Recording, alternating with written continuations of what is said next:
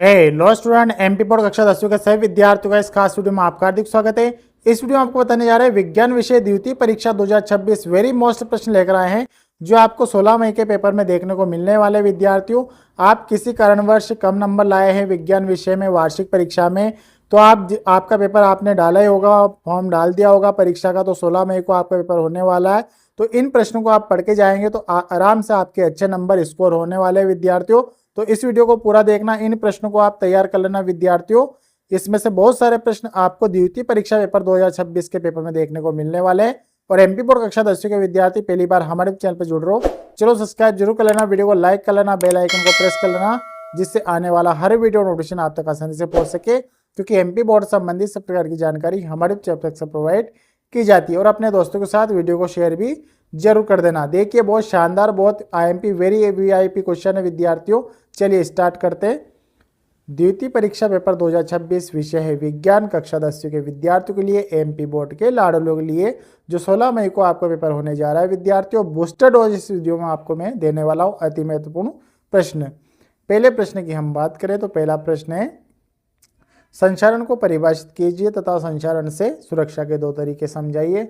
दूसरा, श्वसन को ऊष्माक्षेपीय अभिक्रिया क्यों कहते हैं। तीसरा, रेडॉक्स अभिक्रिया किसे कहते हैं, समीकरण दीजिए। चौथा, विस्थापन अभिक्रिया किसे कहते हैं, उदाहरण दीजिए। पांचवें प्रश्न की हम बात करें तो ये जो रासायनिक समीकरण संतुलित करने वाला है, इसको आप देख लेना।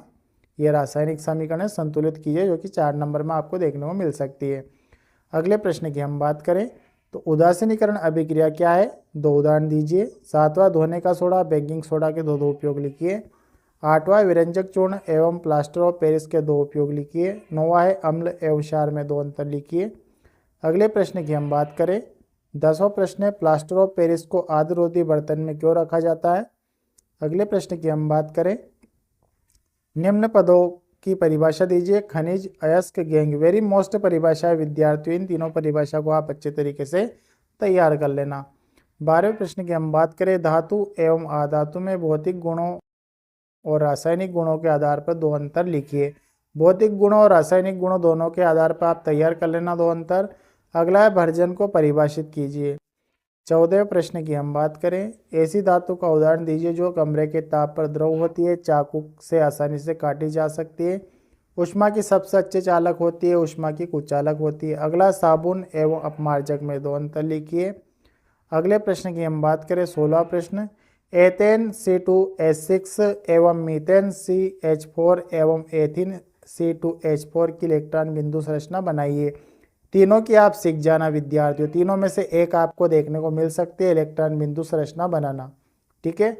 अगले प्रश्न की हम बात करें, 17वां, एथेनॉल के कोई 2 गुणधर्म लिखिए। 18वां, एथेनॉइक अम्ल के कोई 2 गुणधर्म लिखिए। 19वां, हाइड्रोजनीकरण को परिभाषित कीजिए। 20वां, एल्केन एवं एल्काइन की परिभाषा देते हुए एक एक उदाहरण लिखिए। 21वें प्रश्न की हम बात करें, रक्त एवं लसिका में 2 अंतर लिखिए। अगला प्रश्न है आपका 22वां, धमनी एवं शिरा में 2 अंतर लिखिए। अगला, वायवी एवं अवायवी श्वसन में 2 अंतर लिखिए। अगला है, जैव प्रक्रम को परिभाषित कीजिए। अगला है, मानव उत्सर्जन तंत्र का नामांकित चित्र बनाइए। 26वें प्रश्न की हम बात करें तो 26वां प्रश्न है, मानव के श्वसन तंत्र का नामांकित चित्र बनाइए।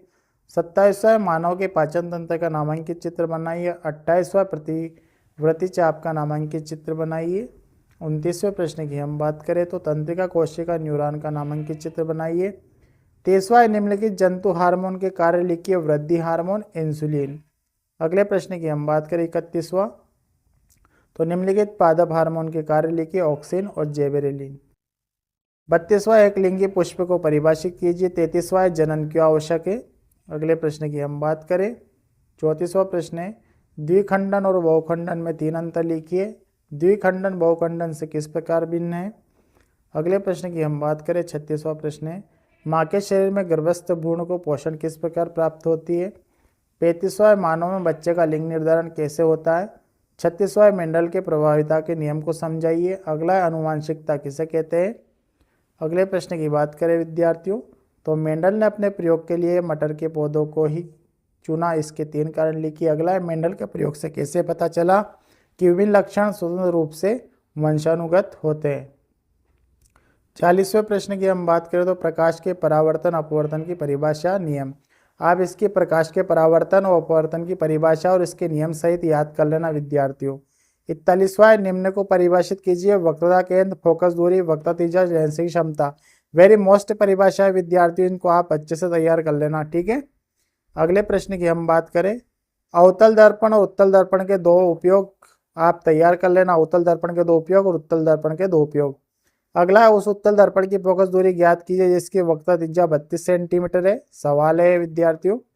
अगले प्रश्न की हम बात करें, तो उस गोली दर्पण की वक्रता त्रिज्या 20 सेंटीमीटर, इसकी फोकस दूरी ज्ञात कीजिए। 45वें प्रश्न की हम बात करें, तो कोई 4.0 सेंटीमीटर आकार का बीम किसी 15.0 सेंटीमीटर फोकस दूरी। देखो ये दोनों प्रश्न आप देख लीजिए, मैं पढ़ नहीं रहा हूँ, ये दोनों प्रश्न वेरी मोस्ट है। एक प्रश्न आपको 4 नंबर में देखने को मिल सकता है विद्यार्थियों, दोनों में से एक जो है 4 नंबर को आपको देखने को मिल सकता है। बड़ा प्रश्न है, दोनों आप अच्छी तरीके से पढ़ लीजिए, दोनों को आप हल करना सीख जाना विद्यार्थियों। वेरी मोस्ट क्वेश्चन है विद्यार्थियों। चलिए अगले प्रश्न पे चलते हैं। 47वां क्वेश्चन है, निकट दृष्टि दोष किसे कहते हैं, इसका निवारण लिखिए। 48वां दूरदृष्टि दोष किसे कहते हैं, इसका निवारण लिखिए। अगला है, तारे क्यों टिमटिमाते हैं। 50वें प्रश्न की बात करें, तो स्वच्छ आकाश नीला क्यों दिखाई देता है। 51वां वर्ण विक्षेपण किसे कहते हैं। अगले प्रश्न की हम बात करें, तो ओम का नियम लिखिए। 53वां विद्युत धारा किसे कहते हैं, इसका एसआई मात्रक लिखिए। 54वें प्रश्न की हम बात करें, तो विद्युत शक्ति को परिभाषित कीजिए, इसका एसआई मात्रक लिखिए। 55वां विद्युत विभव किसे कहते हैं, इसका एसआई मात्रक लिखिए। अगले प्रश्न की हम बात करें, 56वां है, फ्लेमिंग के वाम हस्ते का नियम लिखिए। अगला है, दक्षिण हस्त अंगुष्ठ का नियम लिखिए। 58वां है, चुंबकीय क्षेत्र रेखाओं के 2 गुण लिखिए। 59वां है, किसी विद्युत परिवर्तन में लघुपातन कब होता है। 60वें प्रश्न की हम बात करें, तो विद्युत फ्यूज को परिभाषित कीजिए। अगला है, पर्यावरण संरक्षण क्या है।